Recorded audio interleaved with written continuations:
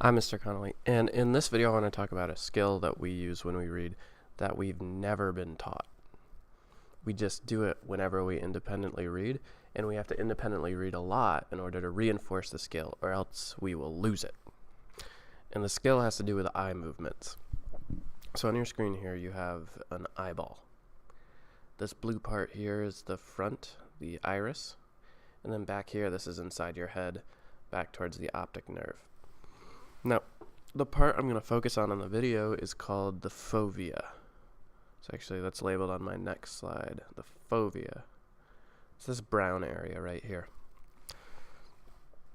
So your eye is set up to help you see long distances and see over landscapes, but it's not really set up for reading. And that shows because our fovea on the back of our eye is really only capable of making sense of about 8 to 10 letters at once without having to move.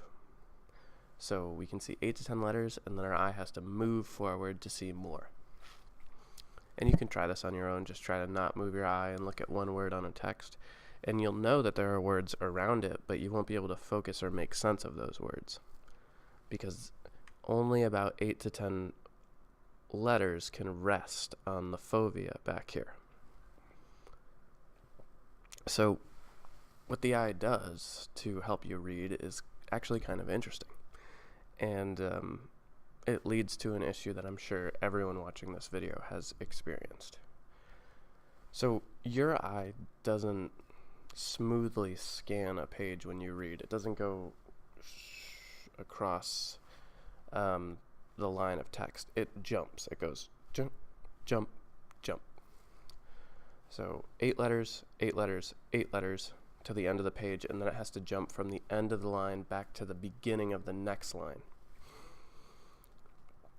And sometimes when we're out of practice, we make mistakes with our eye jumps.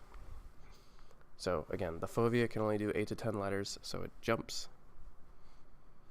It makes twitching motions. If you look at someone's eyes while they're reading, you can see them twitch forward. And these jumps, we learn when we independently read, but if we're out of practice, sometimes the jumps land in the wrong place. And that especially happens when you're jumping from the end of a line to the beginning of the next one. So a lot of readers will experience the feeling of reading a full line of text and then trying to jump to the beginning of the next line and accidentally jumping to the beginning of the line they just read. So they read the same line over again, they try to jump, and they jump to the beginning of the same line again. That's because that eye jump isn't going to the right place.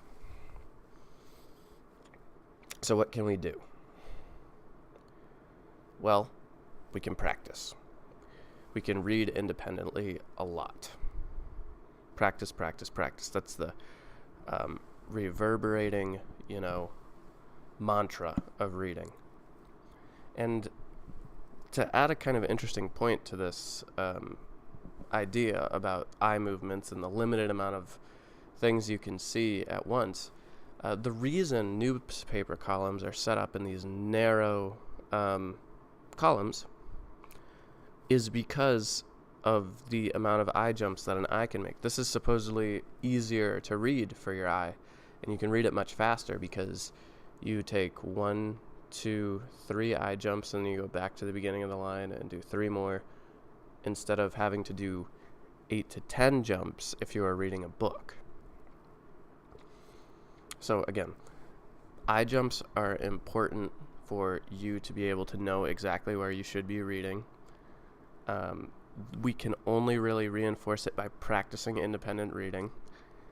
And there's another interesting thing about eye jumps. So we do it all day long. Your eye can flick from one place to another if you're driving a car or if you're walking down a hallway. Your brain actually is able to delete the information that the eye takes in when it jumps. So I go from one place to another. That span of sight in between gets completely deleted. And that happens because that motion, if we saw it, would cause us to become dizzy. It would be very disorienting to see those quick movements in our vision. So instead, our brain turns off that signal for a second, turns it back on when your eye gets where it's going. It's kind of interesting.